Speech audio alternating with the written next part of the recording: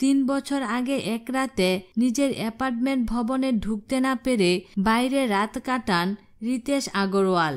ওই রাতে জোর করে একটি হোটেলে ঢুকেন তিনি। অনেক অভিজ্ঞতার মুখোমুখি হন, আর এই সামান্য বাস্তব ঘটনাই বদলে দিয়েছে তার পুরো জীবন। 21 বছরের রিতেশ বলেন, হোটেলে ঢুকে দেখি রিসিপশনিস্ট ঘুমাচ্ছেন, রুমের সকেটগুলোও কাজ করছে না, তোশক ছেঁড়া, বাথরুমের কল থেকে পানি পড়ছে। শেষে দেখলাম তারা ক্রেডিট কার্ডও নিচ্ছেন না। আমি ভাবলাম এগুলো যদি আমার সমস্যা হয় তাহলে আমার মতো অন্যরাও একই সমস্যায় পড়ছেন।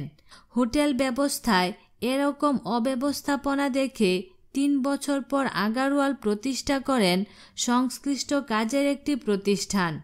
ওয়ো রুমস নামের ওই প্রতিষ্ঠানের তিনি এখন প্রধান নির্বাহী। একজন ব্যক্তি যাতে বিনা ঝামেলায় হোটেলে থাকতে পারেন সেই ব্যবস্থা করা হোটেলে। ভারতের 35টি শহরের 1000-এর বেশি হোটেল তার নেটওয়ার্কের আওতায়। তার অধীনে প্রায় 1000 কর্মী কাজ করছে। ছোটখাটো হোটেলের সেবার মান উন্নয়ন করাই প্রতিষ্ঠানের একমাত্র কাজ নয়, হোটেলের কর্মীদের প্রশিক্ষণ দেওয়া এবং প্রযুক্তিগত সেবাও দিয়ে থাকে প্রতিষ্ঠানটি। ব্যবসার অংশ হিসেবে আগরওয়াল একটি অ্যাপস তৈরি করেছেন, যেটি ব্যবহার করে অতিথিরা হোটেলের কামরা বরাদ্দ দিতে পারেন এবং হোটেলে যাওয়ার পথ নির্দেশনা পাবেন। হোটেলে পৌঁছে রুম সার্ভিসের মতো সেবাগুলোও ওই অ্যাপসের মাধ্যমে পাবেন।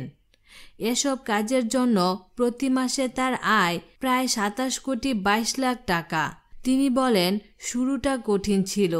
2013 সালে দিল্লিতে মাত্র $900 নিয়ে তিনি এ যাত্রা শুরু করেন।